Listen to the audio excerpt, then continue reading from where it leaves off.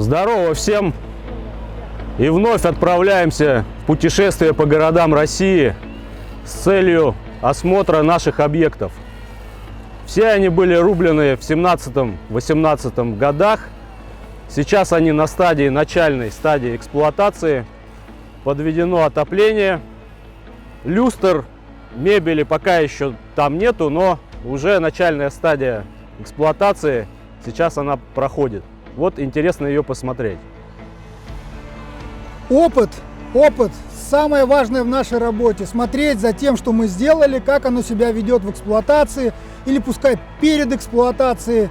Это очень ценно. Нам никто не сможет сказать о том, что мы не знаем, как наши срубы работают, как они себя ведут. Мы сами своими глазами все увидим. Это наш опыт. Это бесценное занятие проехаться и посмотреть. Сейчас мы это увидим. А потом вам расскажем, как они на самом деле себя ведут на фундаментах. Поедем, значит, Москва, Екатеринбург, Воронеж. Воронеж у нас. В Воронеж мы заедем к проектировщику. Да. Попутно делаем два дела. Чита. Значит, будем смотреть все. Будем смотреть при уже начале, как я уже говорил, отопления. Это скрайбинги, это растрескивание, примыкание соединений. Кто чем покрыл, как шлифанули. Ну, в общем, всю картину увидим. Очень распирает прям увидеть все это, когда это стоит под крышей. Блин, красота.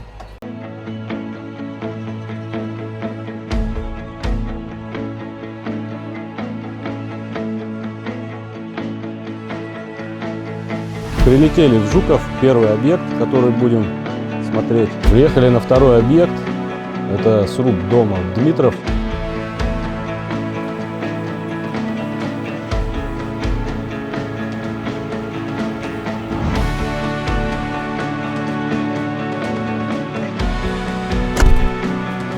Ну вот мы в бане, медведь и щука. Опа. Не так-то просто тут. Оно под давлением. И раз. И раз.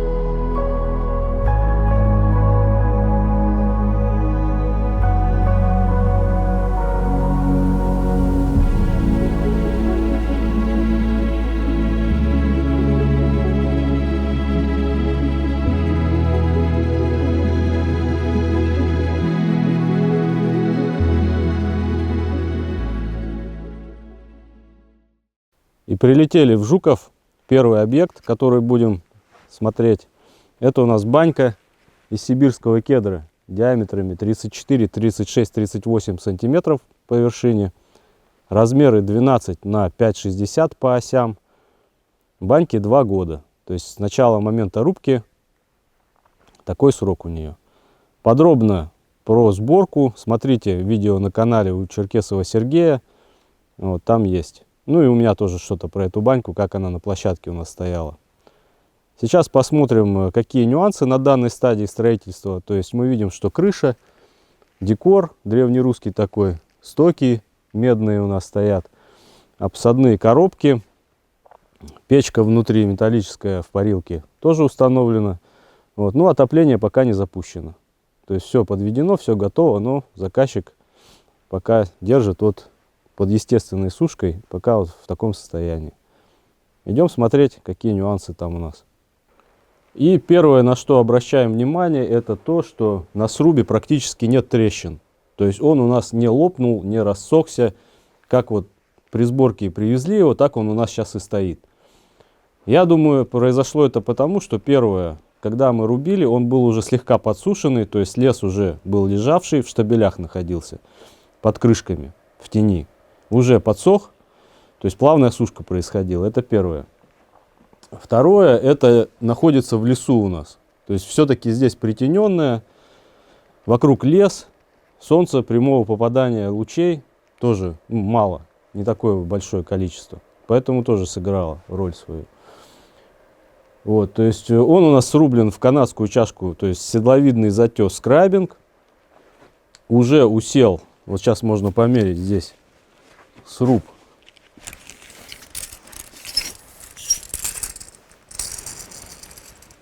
Вот так столб замеряем. Вот 2,50. 2,50, 6% мы закладываем, когда делаем домкрат. То есть это у нас 15 сантиметров на такую длину. Ход, который оставляется между гайкой, значит, и площадкой, чистый ход, у нас должен быть 15 сантиметров. Сейчас мы смотрим, вот по рулеточке, может, не так хорошо видно, но 10 сантиметров осталось. То есть уже на 5 сантиметров прокрутилось, и сруб у нас усел. Это прилично на самом деле, при условии, что он у нас еще даже не топился. Просто нагрузили крышей, скрайбинги сомкнулись, и усадка произошла. Следующий этап, пока вот здесь находимся, про обсаду пару слов. Мне не нравится, как ее сделали. Первое, залезем. Вот это расстояние, вот, щель, зазор на усадку, он маленький. То есть видно, что если сейчас еще подсядет у нас здесь, буквально осталось тут 2-3 сантиметра, то зависнет, ляжет на блок и будет давить его. Давить, и в итоге что? Вот здесь вот откроются щели, 1,5-2 сантиметра вот здесь и вот здесь. То есть сядет это бревно, весь сруб сядет на блок, он его не раздавит, это лиственница, раздавить будет сложно такую коробку, но она повиснет. То есть надо было коробку делать меньше. Вот эту досочку надо было спилить там сантиметра 3 покороче, вот, чтобы зазор в итоге вверху получился больше. Вот, зазор надо оставлять также 6%. То есть меряем расстояние, допустим, метр на 6 сантиметров вверху, будьте добры. Это мы заказчику скажем, он еще про это не знает. Вот. Второй момент, это неравномерные щели, технологические, так скажем, вот между коробкой и самим бревном. Вот мы видим, здесь она нормальная, да, вот здесь сантиметр. Вот здесь что-то непонятное, а здесь вообще плотняк. То есть ни клемалан, ничем не подконопатить, утеплитель мы туда, естественно, не засунем. Ну, это ладно. Значит, что по скрайбингам? Скрайбинги были большие. При рубке 1,5 сантиметра 3 винца щели. Всегда про это говорили, показывали. То есть потом сантиметр, значит, дальше до перекрытий вот эти 3 винца 7 миллиметров. Как мы видим, сейчас все задавилось. Абсолютно практически в ноль. Вот можно потом крупно прям поснимать. То есть на чашках. Вот мы, линеечка, тут она сколько? 3 миллиметра. Ну и видно, что в принципе плотники везде. То есть все сдавилось.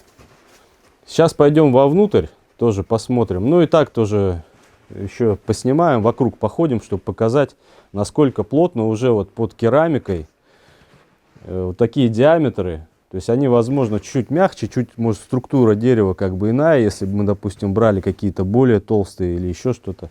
Но вот так себя ведет. То есть при давлении все сомкнулось. Ну и заходим сюда в прихожку, попадаем. Здесь у нас все облафечено, так круто. Очень красиво смотрится. Мне очень нравится, когда облафечено, отшлифовано. Просто идеально.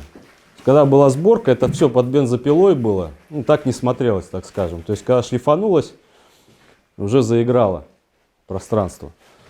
Значит, вот про эти вот дышащие простеночки мы говорили при сборке. Я показывал, да, что у нас вот это вот оно как бы ходит маленько, гуляет. Вот, держится на штробном бруске. И будет еще у нас установлена обсада, еще закрепится, будет крепче стоять. Вот эту щелку мы видим, да? То есть здесь у нас сантиметр. Это неизбежные щели. Для таких простенков мы сразу говорим, что такое лучше не делать. То есть если заказчик говорит, нет, все равно сделайте, мне так надо. То есть без проблем делаем, но могут возникнуть вот такие щели, которые со временем, может быть, и сядет, когда еще сруб поддавится и она уйдет. Но может и останется она. Вот, то есть это непрогнозируемо, потому что перерубов нет, связки нет, и давление, соответственно, тоже наверху может недостаточное. То есть мы видим, что крыша у нас опирается на маурлаты, крайние бревна, выносы. Вот здесь наверху только лишь дощатые балки и утеплитель будет, все. Вот, соответственно, видимо, давления просто не хватило, чтобы задавить, уже и сомкнуть все. Но неизбежность, говорю, что мы стараемся таких простенков не делать. Вот ты говоришь не делать вот таким образом простенки, а как тогда делать? Как избежать их? В данном случае они захотели в комнату сделать 2 проема, да, дверных, и там каркасную стенку. Ну, так понимаю. вообще, ну да, понятно. Но вообще это как бы стандартный вариант, он делается вот даже если там видно вот окно, тоже по такому же принципу. Он, видно там вот этот вот проем, да, коротышка. Вот она тоже вставлена там без переруба, вот. То есть такой же принцип, он везде наблюдается, вот. Просто здесь их очень много. Бывает 2 окна и вот такая вот канитель. Тоже такое. То есть это все делается за счет столбов на самом деле. Ставится вот сюда столб, один, грубо говоря, столб. И по 2 сторонам у нас идут проемы. Вот. Но надо было бы подвинуть тогда. То есть столб, соответственно, и вот этот добавить сюда. И тот, соответственно, проем сюда добавить, как бы сместить их, получается. А по столбу уже делать простенок тогда. Столб врубается в верхнюю балку, фиксируется. Там делается у нас под шип ход. Также, то есть без всякого домкрата, он потом туда погружается, когда сруб усаживается, и все. И также можно и с этой стороны тоже сделать. То есть делается, можно 2 столба сделать по краям, тоже, которые будут туда погружаться. И все, вот тебе примыкание. Оно крепко, ничего не болтается, и такого уже нету. Никаких таких щелей, в принципе. Но с другой стороны, может нравится так. А может оно и задавится еще, да? Ну, я говорю, может еще и задавится. Посмотрим, через пару лет, может, приедем, поснимаем, посмотрим, как будет.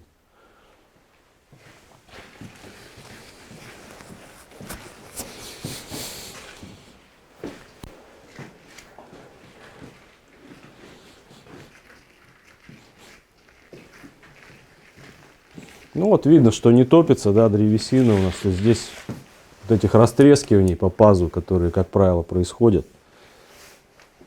Вот здесь их нет. Чуть-чуть вот только треснуло. Изморозь кругом.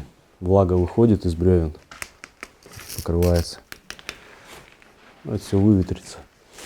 Ну и хотелось бы показать, просто сакцентировать внимание, как выглядит не норвежский лафетный угол, просто с верхним затесом. Вот Серега, может, подойдет, сейчас покажет. То есть, ну, кому как, мне вот нравится, например. То есть, без второго затеса, как у норвежки идет внизу. То есть, просто один верхний. И вот такой вот, как бортики такие, перепадики. Ну, мне нравится, смотрится красиво, по-моему.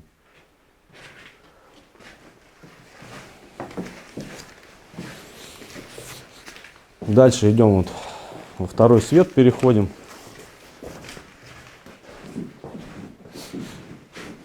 Зал, комната отдыха. Леха Корнаков нам врубил. Леха делал крышу, кстати. Вот, врубил нам брусовые балки, положил необрезную доску.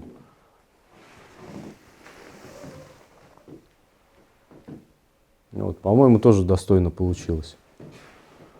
Обращаю внимание, что на бане у нас скользящая кровля, то есть рубленые фронтоны. Мы видим 3 конька рубленых. Вверху лежат стропила из доски, и там элементы оцинкованные, вот эти, вот, как они называются, ножницы на расхождение, чтобы когда кровля садилась, стропильные ноги разъезжались. И еще вот мы видим на маленьком столбе вверху под домкрат прорезь. То есть я уже показывал, как это делается. У нас получается везде, где столбы, там везде домкраты. То есть где стоит столб, там усадки не происходит. И даже вот на таком маленьком у нас есть домкрат, там внутри стоит. То есть сруб будет осаживаться, домкрат подкручиваться, и конь будет заходить на столб, опускаться, наезжать. Ну, там немного, буквально 3-4 сантиметра, но все же крыша не будет деформироваться. Здесь у нас козырек под дровницу. Тоже интересно получилось, что как бы можно было бы просто сделать без козырька, вверх фронтон, и все как обычно. И тогда тут задувает, получается, даже косой дождь, в принципе, на стену бы попадал. То есть уже не так грамотно, как вот сейчас. Вот. Стена длинномер, вот это у нас. То есть как бы кажется вроде не длинная, на самом деле здесь 7 метров эти бревна. Что еще? Там еще слуховые окна, 2 окошка. Вот. Они для того, чтобы проветривалось чердачное помещение, чтобы не было сжатого, спертого воздуха. Ну и крышники говорят, что если такие окошки присутствуют, то не подрывает черепицу. Ну и на еще одной стороне вот сейчас находимся, стоим, смотрим скрайбинги, прижим бревна, как все у нас задавилось. Ну, я очень доволен баней, на самом деле. Отлично, вообще отлично себя показала на данной стадии эксплуатации. Можно сказать, что она еще не эксплуатируется, но вот на этой стадии очень хорошо, все достойно. Вопросов нет. Может, еще Серега там по своей части, может, по художественной сейчас добавит еще пару слов. Ну, а так, в принципе, показали вот, как у нас эта банька сейчас в каком состоянии. Ну, поедем к следующему объекту.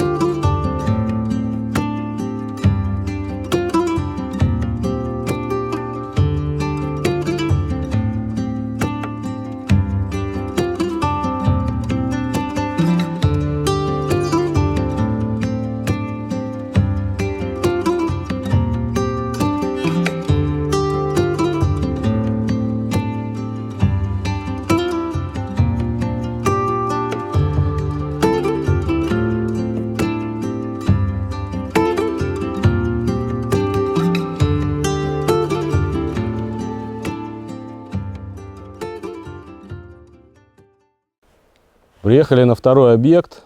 Это сруб дома в Дмитров.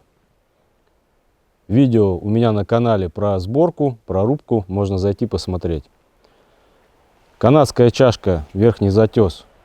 Технология скрайбинг с завешиванием. Размеры дома 10 на 10 метров по осям. Диаметры кедра 40, 42, 44 сантиметра по вершине. Сруб рублен в разбежку, видно. Входная группа в стиле пост-н-бим.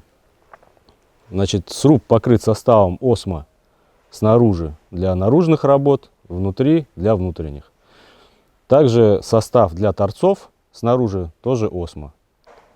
Дом находится сейчас под щадящим отоплением, то есть 5 градусов у нас сейчас там топится, потихонечку подсыхает. Пойдем посмотрим нюансы как он, что с ним вообще происходит, в каком состоянии. Пойдем сейчас по наружной сначала стороне пройдем везде.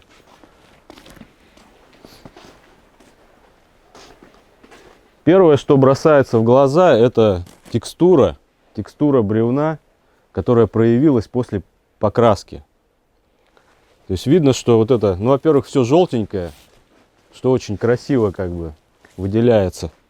Нет каких-то там серых, синих пятен и прочее.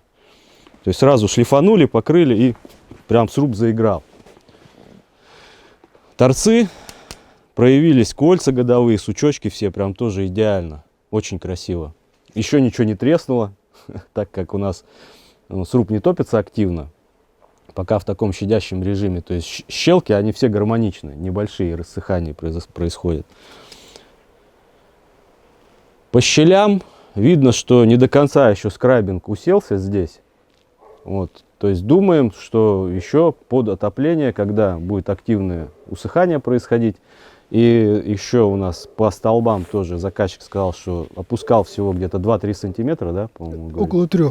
Вот, то есть если в Жукове уже 5 сантиметров, как мы говорили, усел там, то есть усыхание произошло более мощно, то здесь всего 2-3 сантиметра, это недостаточно для того, чтобы еще сделать оценку о скрайбинге, то есть насколько еще все усядет.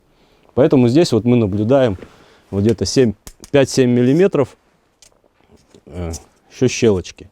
Вот, то есть вот линейка залазит, линейка 3 миллиметра примерно, около того. Вот, то есть мы видим, что по чашкам у нас все задавлено, работает. По пазам еще есть куда садиться. Кровельное покрытие у нас керамическая черепица, тяжелая довольно-таки, как раз благоприятно для усадки, для скрабинга. Лобовая доска из кедра, тонированная, необрезная, толщиной 3 сантиметра, внахлёст сделано. То есть можно вообще 40-ку пошире, что-нибудь помощнее, еще будет лучше смотреться. Окна в данном варианте у нас сделаны все из дерева, то есть стеклопакеты вставлены в деревянные рамы. Также и блоки тоже, обсадные блоки, вот они у нас. Это лиственница. Лиственница и на блоках применена, и на рамах. Хорошая фирма, российская какая-то делает, с немецким оборудованием, по лицензиям. Все, то есть видно, что качество просто идеальное. И натуральное, то есть здесь человек, заказчик применяет все по максимуму, чтобы был натуральный. Сейчас зашито пока вот этим изоспаном каким-то, чтобы вода не попадала. Тут утеплитель клималан в щелях пробит, вот, в щелях, чтобы не попадалось, закрыто. Значит, по фурнитуре потом снутри, когда зайдем, посмотрим, как там это все пристыковывается. Вот. Ну, останется только обналичку здесь сделать. Обналички пока нет. Вот, закроется и вообще будет конфета. По шлифовке сейчас Сергей нам расскажет, как это делается, когда это делается. Вот, чтобы именно вот такого вот достичь вида. И вода, вот мы видим прямо капельки, они вот здесь, то есть ничего не впитывается, как раз это тоже благодаря шлифовке хорошей. По шлифовке обращаем внимание вот сами, что сделано все прям на высшем уровне. Видно, что профессионалы подходили к этому делу, они просто каких-то шабашников нанимали. Видно, что шлифовали в несколько этапов, то есть грубым зерном, мелким и, наверное, еще потом доводили, потому что следов вообще не вижу. Там уж какая 120-ка у них была, не суть. Важно, что следов нету. Сейчас бревно мокрое, потому что здесь обильный снег прошел, и плюс, и конденсат, и все, что хочешь. И так вот рукой проводишь, все равно чувствуется бревно мокрое, все равно чувствуется, что поверхность близка к идеалу. Вообще до идеала можно доводить бесконечно. Тут можно яичко сделать, но этого не требуется. Здесь поверхность вот для бревна, она идеальна. И очень аккуратно подошли туда вот к пазу, аккуратно, вот это не дербанили бревно. Очень хорошо сошлифована обналичка, она у нас всегда очень аккуратно сделана бензопилами, и ее осталось довести, и довели очень гладенько и без изъянов, никаких тут рытвин нету, вот ровный профиль. Слов нету, я такого результата не видел еще. Здорово. Да, то есть вот у нас полочка вот эта, про что мы говорили как-то неоднократно, под таким углом сейчас сделана, под правильно, где вода, если и будет попадать, какой-то дождь или конденсат опять же, то есть сейчас она просто будет уходить вниз и скатываться по бревнам на землю. Мы же не сказали еще, что важно покрывать спустя 1,5 года примерно, да, то есть как вот сейчас здесь сделано, хотя еще сруб сохнет, продолжает там и так далее, внутри там топиться будет. Вот. Но если покрыть раньше просто, то синева может просто попереть изнутри наружу. То есть просто влаги некуда будет выходить. Ну да, бревно влажное и будет цвести внутри. Немного о карнизах поговорим. Здесь у нас имитация бруса, вагонка. Толщиной 2 сантиметра, шириной примерно сантиметров 15 доска из елки. Значит, в дальнем углу, вон там мы видим щелка. Вот, это специальная щель для того, чтобы при усадке, так как у нас рубленые фронтоны и крыша будет схлапываться, то есть подвижка будет расхождение и осаживание вниз происходить, то там будет наползать, там четверть еще сделана в бревне, и постепенно вот эта щель будет устраняться. Хотелось бы сказать о том, что на этом срубе есть синева. Но это, как мы уже и раньше упомянули, какой-то там ничтожный процент. Очень сложно избежать ее вообще, чтобы ни пятнышка не было. И если вот заказчик вот такой дотошный, он будет всегда тыкать, он будет показывать, вот здесь пятно, вот здесь пятно. Но я вам точно скажу о том, что результат превосходный. Невозможно его совсем вот избежать вот этого пятнышка, к примеру. Все лето мы рубили на своей площадке, были дожди. Правильную технологию использовали. Спинотексом, кисточкой покрывали вовремя. Нужно все знать, все эти этапы. Я уже давно это все рассказывал. И вы посмотрите, какой результат. Все стены желтые. Если кто-то скажет, а вот пятно, а вот пятнышко. Да, это есть, это присутствует. И от этого никак не избежать. Может быть, когда-нибудь, когда мы будем стариками с бородами, Не, я просто еще, Серега, извини, перебью. Маленькая сама схема технологии засиневания. То есть вот здесь вот, например, мы видим трещинки, да, вот они, да. И по ним идет синька вот эта. То есть как бы мы не септировали, как бы мы их под крышки не прятали, эти бревна, влага, которая находится внутри кедра, при рассыхании, когда у нас щелочки открываются, да, и начинает оттуда влага вот эта выходить активно, вот она, получается, и образовывает эти вот синие какие-то места. То есть где-то оно белое все, да, а где-то вот по щелям, получается, выходит влага и происходит этот процесс. Ну вот будем уже я не знаю, какими-то умудренными стариками спустя 20 лет и этого избежим. Но по сути вот результат меня очень удивляет. На общем фоне, ничтожный процент, но пятна есть эти.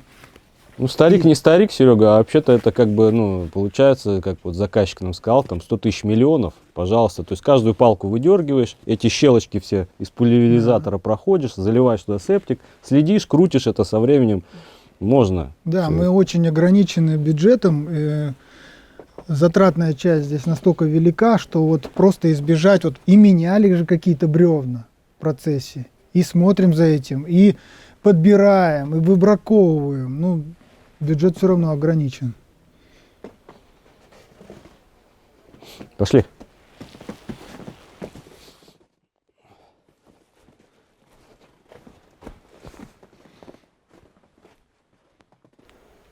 Если говорить про эстетику этого дома, она отличается от того дома, который мы делали в Ярославль. Там у нас такие же комли выносные, но они все изрезаны. И столбы тоже такие ярко выраженные, резьба там такая, внутри дома 2 столба. Здесь все сдержано. Здесь этого на комлях вообще нет. У нас никаких прорезных моментов, а комли немножко тронуты. И мне нравится. На выносах нет, а на столбах тронуты. А на камлях, на всех вырезано в Ярославле. Здесь ничего нет. Да. Мне это очень нравится. У всех разные вкусы. Нравится мне тоже и резьба, и все. Но такое лаконичное, что-то в этом есть, понимаете? Оно тоже привлекает взор и, ограничено. То есть комли, они уже, их хватает, хватит, все. Их еще вырезать, но это на любителя уже будет. А вот столбы немножко тронул, немножко так обозначил, и тоже уже приятно, уже какая-то фактура, уже не просто такие цилиндры стоят. Вот. У нас же нет, как у канадцев, таких сильно расклешенных моментов. Поэтому обозначили, и все. Вот она, настоящая, по достоинству, можно сказать, входная группа. Постенбил, столбы большого диаметра, еще большего, чем в стенах у нас бревна. Все. То есть, как вариант, смотрите, можно сделать расклешенное, все крутое, прям коряги, вот эти вот сучки, наплывы какие-то. Прорезать их еще вдобавок, и вообще будет другой вид абсолютно. Либо как здесь, без сучков, то есть все палки выбирались бессучковые, как и столбы, так и элементы постенбима. И вот смотрите просто вариант, ну что кому нравится, как говорится. Вот такой вот комель специально подбирался здесь вот на фасад, вот на этот уровень, чтобы хозяин мог как-то обращать внимание на вот эту всю корнепластику, так что ли. И не надо тут ничего вырезать, вот по моему мнению. Я бы мог тут и прорезать, но тут уже и так вот природная форма оставлена, мне нравится лаконично. Такие каркозябры, они тоже вот такие наросты, наплывы, сучки. Вот чем он, кедр, примечателен. Я вот ничего бы уже не хотел бы и трогать. А вот с другой стороны, вот здесь вот вроде бы немножко и что-то тут сделали, да? То ли природа, то ли мы там чуть-чуть вот. И все лаконично, и хватит. И оставили так, как есть.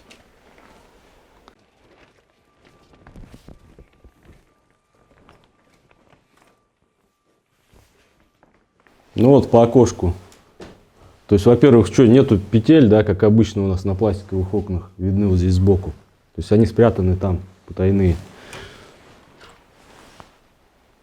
Вот качество можно посмотреть.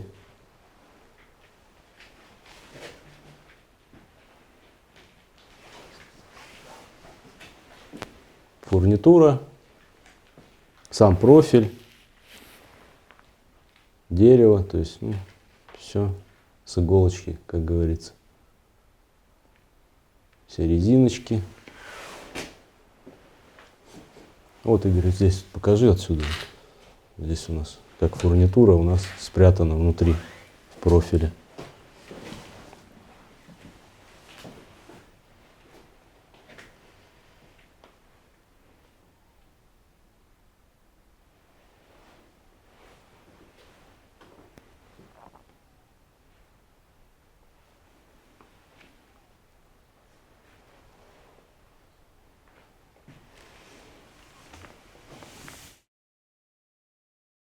Две разные компании, получается, еще раз, делали у нас вот эту вот всю эту систему оконную, то есть обсада. Это у нас одни ребята делали. Лиственница, вот, толщина, здесь у нас 7 сантиметров. И сами уже рамы со стеклопакетами, это другая компания делала. Покрывается все в 1 тон, то есть по каталогу.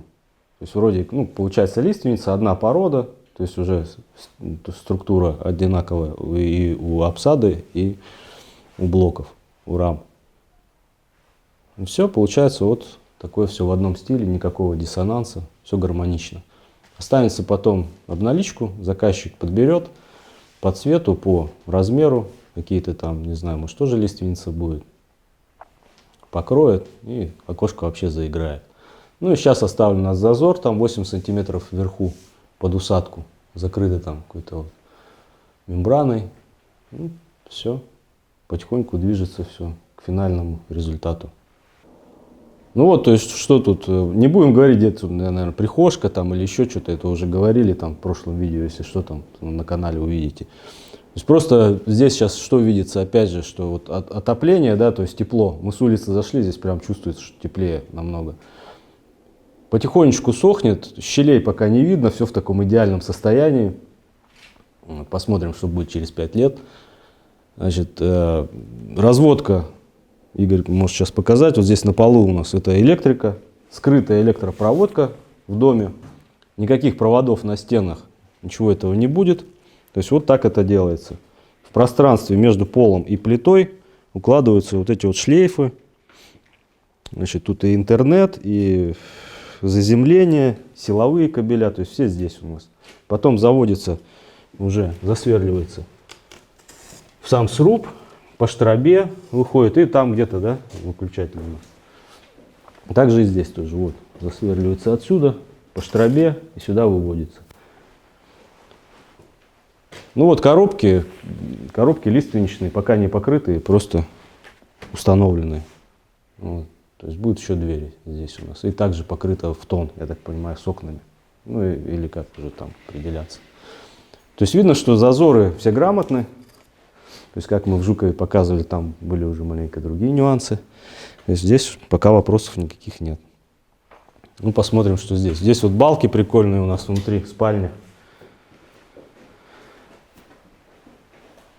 По балкам у нас Сергей ответственный скажет пару слов. На балке мы берем с какими-то шишками, явными наростами, отбираем прямо на балке в начале строительства дома и потом уже ее куда-то определяем. Предварительно можно и у хозяина спросить. К примеру, он говорит: нет, мне не надо. Ну хорошо. Или говорит, к примеру, мне на кухню, в гостиную. Вот.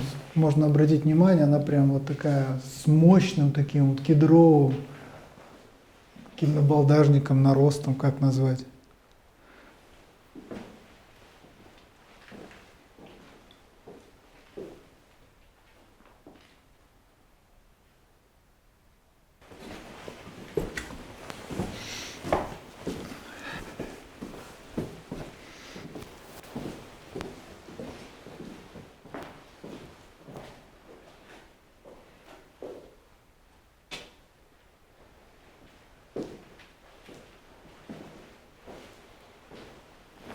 Здесь у нас столовая гостевая с барной стойкой.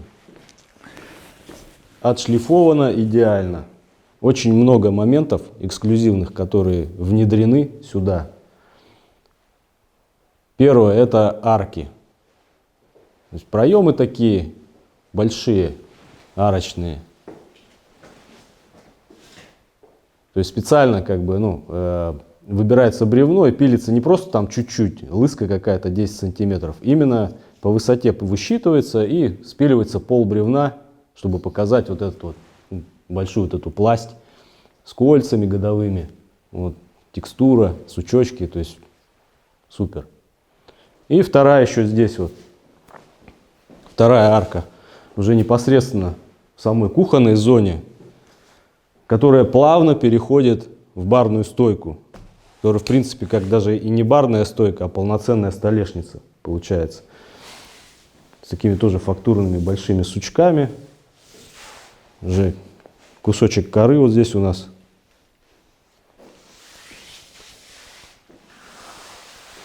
Все идеально отшлифовано. Трещинок, как я говорил, пока еще никаких нет, поэтому смотрится практически идеально. Облафеченные стены. 3 стены под гарнитур, очень удобно повесить что-нибудь, поставить, без вот этих вот кругляшей, да, которые выпирают. Также пыль тоже удобнее протирать где-то. Облафет подходит к блокам, как я уже говорил, то есть размер лафета не выпирает за блоки, оконные блоки. Что, в принципе, тоже очень удобно. Сейчас вот сюда ставится обналичка, закрывается эта щель техническая. Вот, и все грамотно. Плюс здесь у нас еще также фактурные балки. Так как это зал-гостевая, обязательно сюда кладем все как бы по максимуму. И видим, то есть вот эти вот мощные прямо сучки, такие ветви. Может, Серега поснять, там, показать.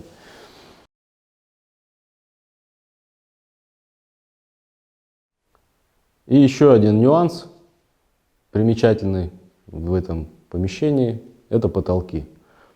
Потолки здесь у нас из тридцатки, доска 30 мм толщиной, необрезная, кедровая. Ширина примерно сантиметров 25-30. То есть сейчас мы уже применяем толщину порядка 50 мм, то есть это уже такая плаха серьезная.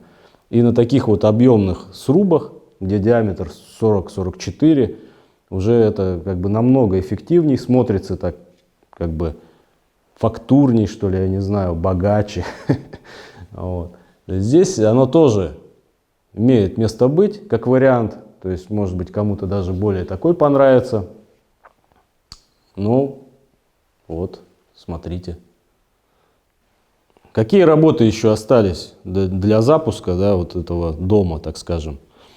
То есть это, ну, вставить, доделать электрику. Здесь, кстати, металлические вставыши вот эти вот от замыкания. То есть некоторые не делают, там просто пластиковые вот эти вот места. Вот сейчас здесь металл, что очень, скажем, благоприятно от возгораний. Высота пола на 15 сантиметрах от плиты. То есть здесь сейчас не заложено у нас коммуникации, да, то есть вот видно, что проброшены провода для электрики. То есть будет еще 5 сантиметров пенополистирол, далее разводка теплого пола, еще 5 сантиметров. И плюс плита, сама плита с армированием. Ну и еще само покрытие там сантиметр плюс-минус. То есть порядка 17 сантиметров. Вот так вот будут полы со всеми коммуникациями. Что еще? Обналичка, котельные, бойлеры, отопление, проведется там радиаторы, двери. То есть, ну, работы еще много на самом деле, но как бы основа, все уже готово. Пройдемся еще по техническим помещениям, так вкратце. Потолки из вагонки по той же схеме, да, потому что карнизы у нас из елки. Вот. Балки брусовые, также из елки. Где-то мы видим, опять же, скрабинг недосевший. Вот у нас щелки 5 миллиметров.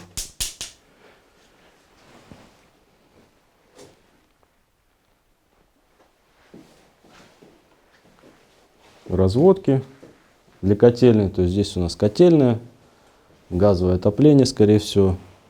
Ну и вот контроль температуры 5 градусов. Заканчиваем обзор с этим срубом. Далее следующий у нас будет Екатеринбург.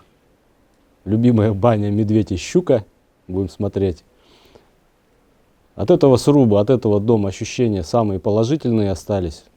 От отделки, от покрытия, шлифовки. Следующий приезд, я думаю, сюда будет через несколько лет, когда уже будет полная эксплуатация. Вот посмотрим на усадку, на дальнейшие какие-то изменения.